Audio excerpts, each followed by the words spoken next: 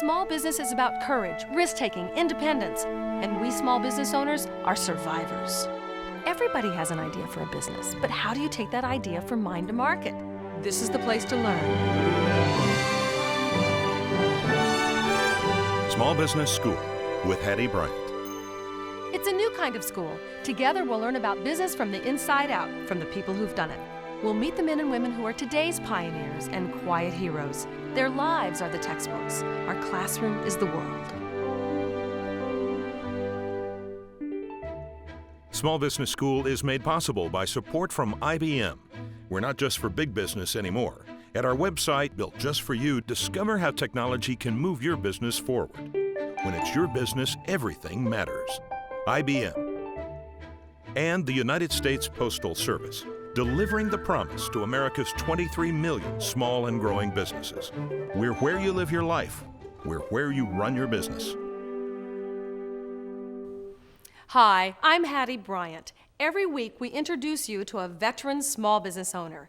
Today, you'll meet a person who has turned a few $100s and the determination to create good work for herself and others into a loved destination in her hometown.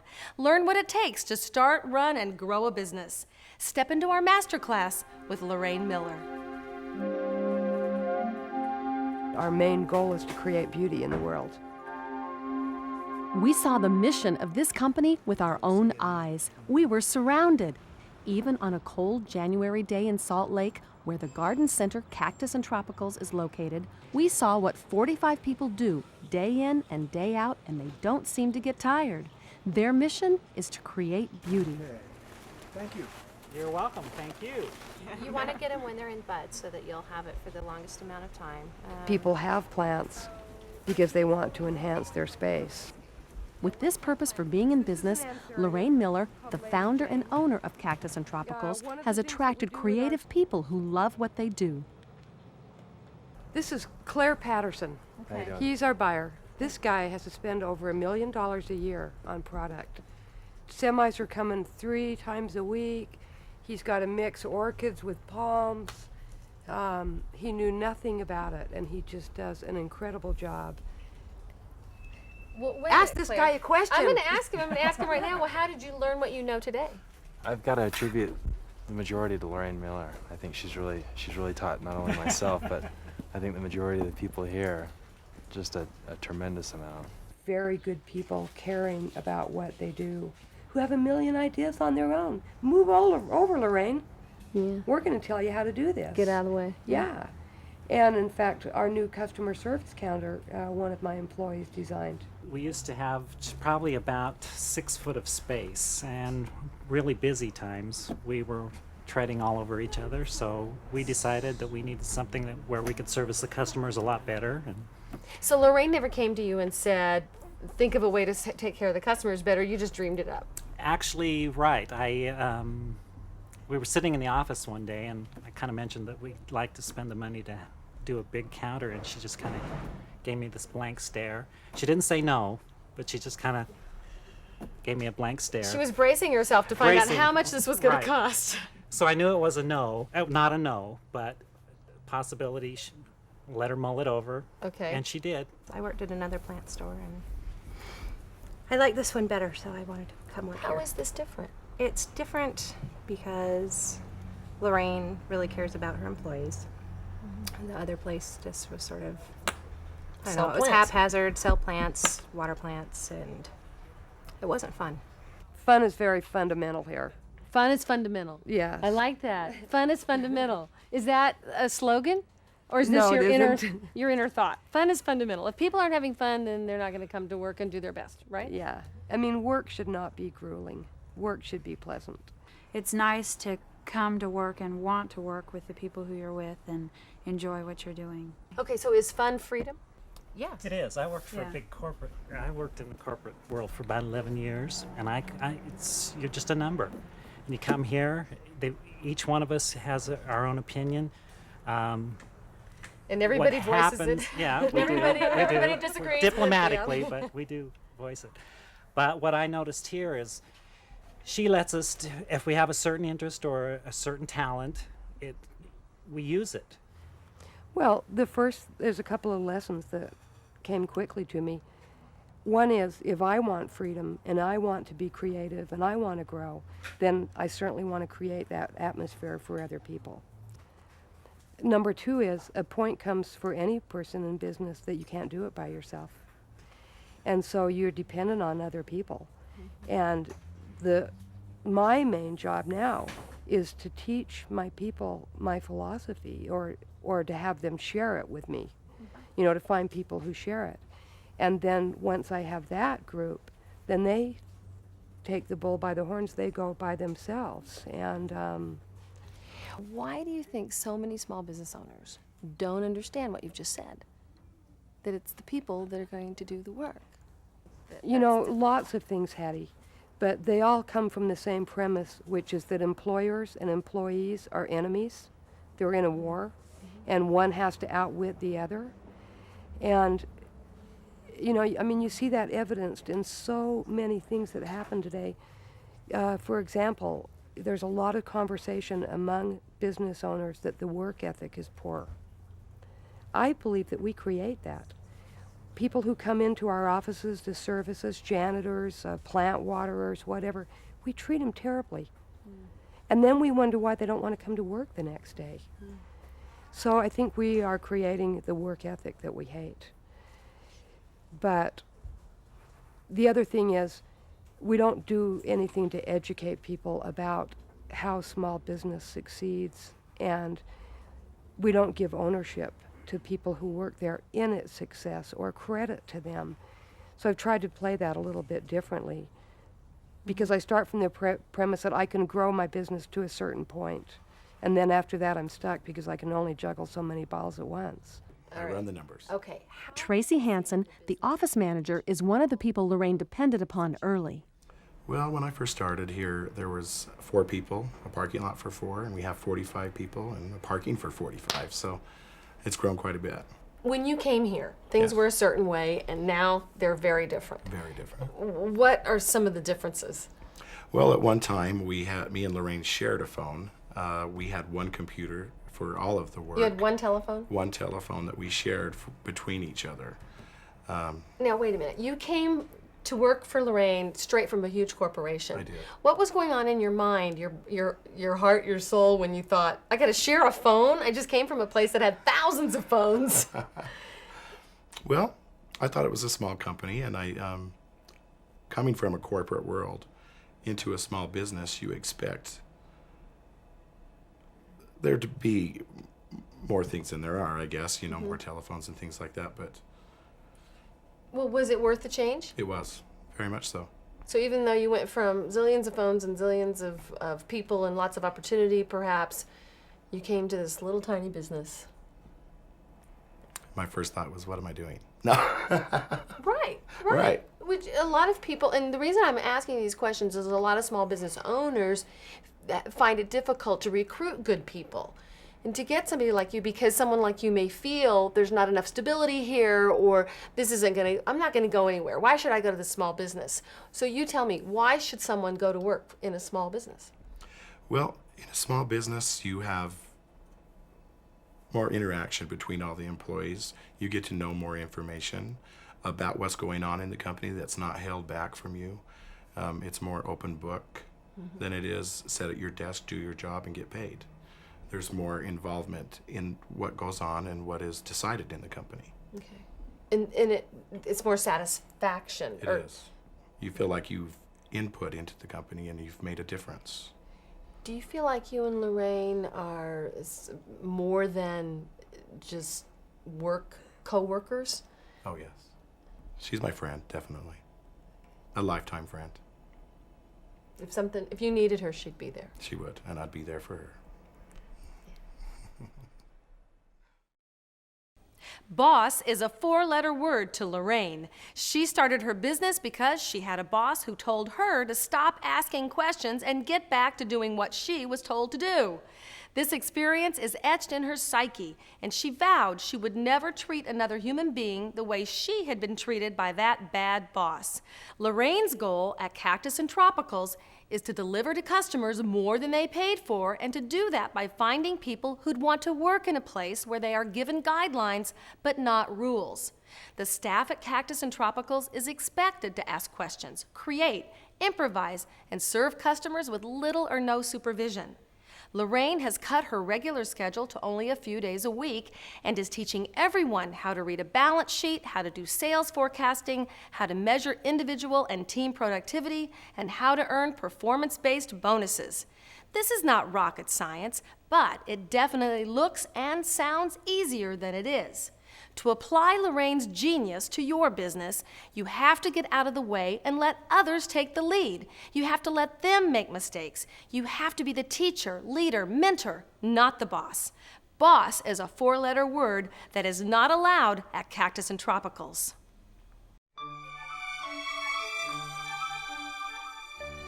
At smallbusinessschool.org, the study guide for this program encourages you to think about at least 3 additional lessons I learned from Lorraine. To go deeper, go online.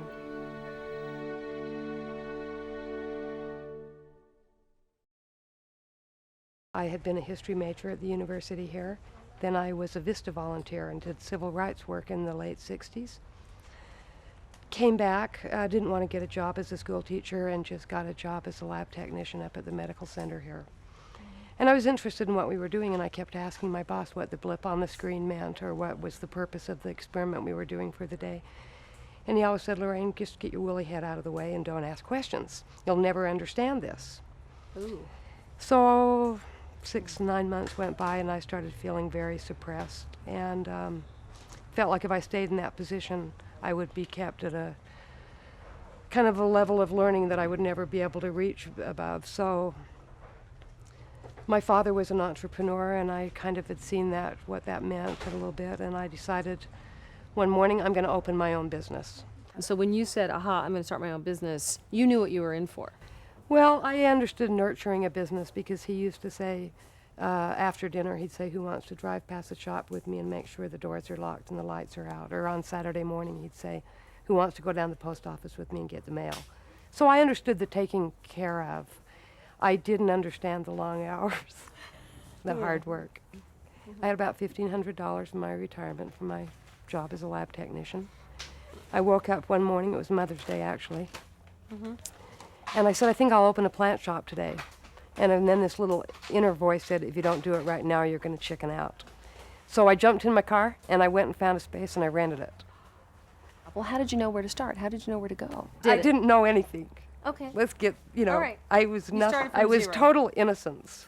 I got up one morning real early, had about $600 left, filled my van up with plants at a wholesaler about 30 miles out of town, went up to the University of Utah and put an ad in the student newspaper for $2.50 that said wandering Jews looking for a home. And a couple of students came in, said, I'll buy that philodendron. So after a few days, my $600 turned into about $900, and I got my Volkswagen, drove up there again, and just kept repeating it. And used to walk around and rub my hands together and say, if I can sell $20 a day, I'll make it. Really? Oh, Because you had no employees yet. no, I had to get up at 5 in the morning to get to this place, pick out my plants, load it up, and get back and be open by 9 o'clock. Okay, all right. And then you were open till 6 or 7? I was open till 6, and I lived upstairs because I also needed a place to live, and this little building I found had an apartment upstairs, so if at 9 o'clock or 10 o'clock at night, I was looking out my window and saw someone in the neighborhood looking in the window of my shop, I was down the steps with the key in my hand, opened the door, and brought them inside, and if they spent $2.50, I was happy. You made sales after you'd closed? Yeah, sure. After I had been there 3 years and I was moving along, I was struggling, I wasn't going to make it rich. The school board took the property that I was leasing through eminent domain, and I was devastated. I thought that was the end of my business career and didn't know what to do. But it was one of those things in business of you turning a catastrophe into an opportunity. I took the $10,000 that they gave me for breaking my leasehold and bought my first piece of property and borrowed $15,000 from my parents, used that for the down payment, and then used $10,000 to build my first greenhouse. I built it with a friend. It was 40 by 80, 14 feet high. Every 4 feet was a upright that had to be cemented into the ground into a 4-foot post hole. And we started in January. My friend had a full-time job, so he would come on the weekends work with me, and I would do what I could while he wasn't there. And it was a very cold winter. I think that January was about 10 degrees all month long. The ground was frozen about 3 feet deep. And so we bought some bags of charcoal briquettes and made a little fire over the place where we had to dig this post hole. And we would melt the ground about 6 inches deep, move the briquettes to the next spot, dig 6 inches down, put the briquettes back in. And friends or customers still wanting to know what was going on with me would come in and walk back there and see this process going on, see the smoke coming up from the post holes, and say, "Lorraine, you're never going to make it." Well, I mean, that's just fuel for my fire. They could have been melting the ground for me. That was encouragement. I wanted a greenhouse. 3 years of having my plant shop and visiting real greenhouses to buy from. That dream. That was the driving Yeah, force. That yeah. you wanted your own greenhouse. You wanted to Yeah. grow your own plants, or you wanted to have a place for the I plants wanted to be be happy. in a greenhouse, but everything, they're magic.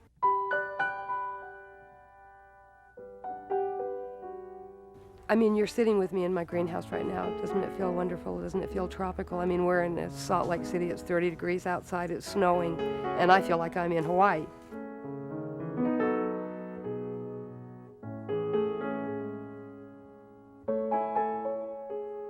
So it's a wonderful place to work.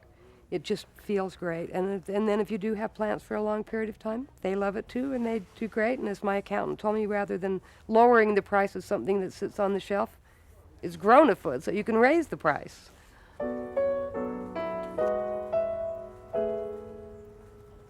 I have always asked everybody I knew for advice. In fact, I used to say that my customers are my board of directors, because I have always listened very carefully to what they told me they wanted.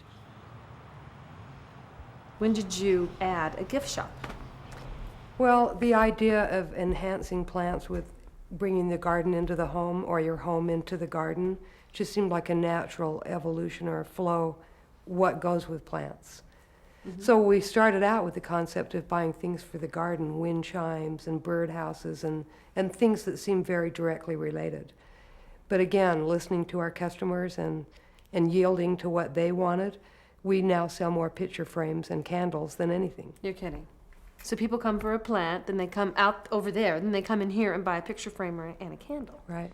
Well, of course, a natural item for us, and it's really bread and butter, is pots, pottery, all kinds of pottery, concrete, aluminum, and ceramic, terracotta. Tin? This Is this tin? This is tin, So what percentage of the total sales comes from the gift shop? about 15. 15. Yeah. Lorraine was named Small Business Person of the Year from the state of Utah in 1994, then went on to receive the National Award from the President. She is the only Utah business person to win and only the third woman to win in the 31-year history of the Small Business Administration-sponsored awards program. I have to tell you, Hattie, I don't remember a thing about it. You were in a I was fog. totally scared, paralyzed, had no idea that he was going to call my name. What can I tell you? I'll never forget his handshake. I'll never forget the thrill. She found that recognition helped her achieve a big goal. Well, a consequence of winning that award was our governor has monthly meetings with people in the community. It's just a handful of people every once in a while. So I was invited to one of these meetings. And to make a long story short, he said, "Lorraine, what's wrong for you?" And I said, "For me, you cannot get a degree in horticulture. And my industry is traditionally a minimum wage agriculture industry. So you can't make more than $5.25 an hour, you can't get a degree in it, and basically you can't have any esteem and you're treated very poorly. It's a bad deal." Yeah. And I want people who work in this industry to feel a lot of pride in what they do, because there is so much to know, Hattie. It's just incredible. I mean, you know this is an ivy, But if it gets aphids, thrips, spider mite, mealybug, viruses, fungus, I mean, on and on and on, there's so much to know. Well, this is what we do, horticultural technicians. We come in here once a week and take care of these plants. 10 years ago, Lorraine saw the trend begin for indoor landscaping. Now, 30% of her $2.3 million in sales comes from indoor installation and maintenance. You know, you want to make sure that people are happy and that they understand what you're doing and that you care about what you're doing. You care about your plants. We met one of her customers at the Shriners Hospital. This is Wesley Brady. To hire somebody to be dedicated to take care of your plants is really not as economical as hiring it done for you, because they take care of the dead ones and they replace them automatically for you if some are overgrown. They trim all the trees. We have trees upstairs that are quite nice. They water them regularly, and it's just something one less thing to worry about in the scheme of things. We have a bonus program here, and what I have told them is that for this year, 98. yes, well, for last year, for 97, we started learning how to read income and teaching everyone here how to read financials. I think you all have a copy of that. And it looks like our overall increase in the nursery sales last year were 15%. They know what our net income was year before last. We're just closing out our year right now. We're 2 minutes away from it. My promise to them was the staff will split 40% of the increase of net income from last year to this. And when we all set our goals together, we said we're going to split $16,000. Well, they beat their sales goals and their cost of goods goals so well that they are splitting $40,000. And every quarter they get a check based on how we're doing for that quarter. And we're about to have a party in a couple of weeks, pass out the last bonus check for last year. We've set our goals, or we're almost done setting our goals for this year, and we'll see what that increase will be again.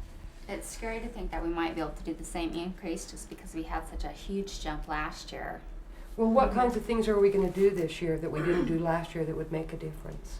They know very clearly that if we throw this ivy in the garbage, or if we sell it, it goes right to the bottom line. And so now we're more motivated to take care of it. Okay, so what you're saying is information is power. Yes. By you putting information in the hands of everyone, right, the business has thrived. Right. They control it. So advice you would give a small business owner is don't play close to the vest. Well, everybody's afraid to let their employees see their bottom line. And I think maybe it's because we're doing something we shouldn't be doing. I'm thrilled to let them see it because they own it.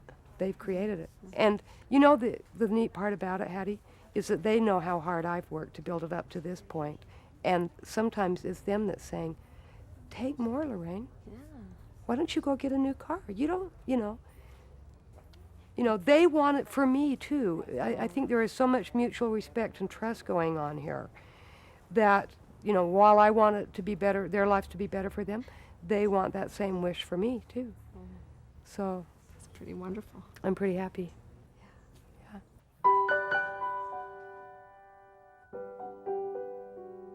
Lorraine is glad she quit her job in 1975. She's proud to own a business where people come first.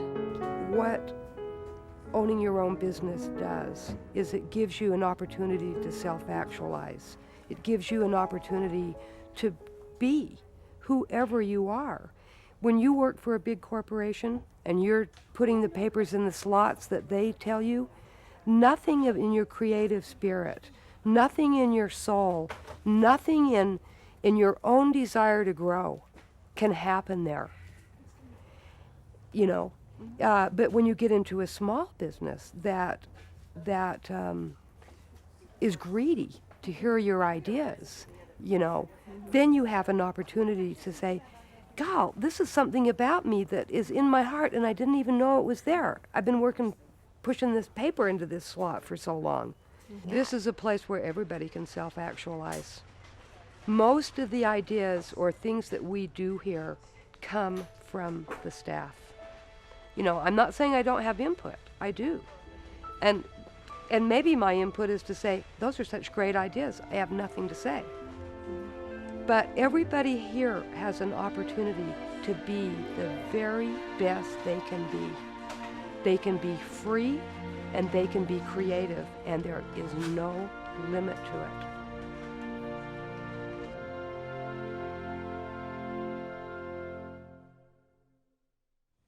Lorraine is one of the many small business owners we have studied who is masterful with people.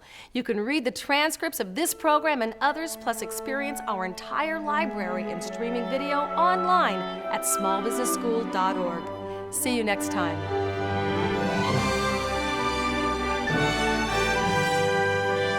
Small Business School is made possible by support from IBM. We're not just for big business anymore. At our website, built just for you, discover how technology can move your business forward. When it's your business, everything matters. IBM and the United States Postal Service, delivering the promise to America's 23 million small and growing businesses. We're where you live your life. We're where you run your business. If you want to learn more about starting, running, and growing a business, come to our website, smallbusinessschool.org. There's streaming video and interactive study guides. The only way we can compete with big business is to be faster, smarter, and better. We are the engine of the American economy. We create the jobs.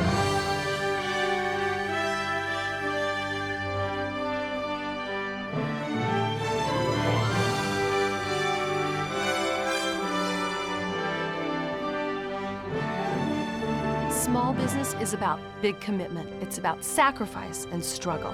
But we do it because we say, if I don't do this, my life won't be complete.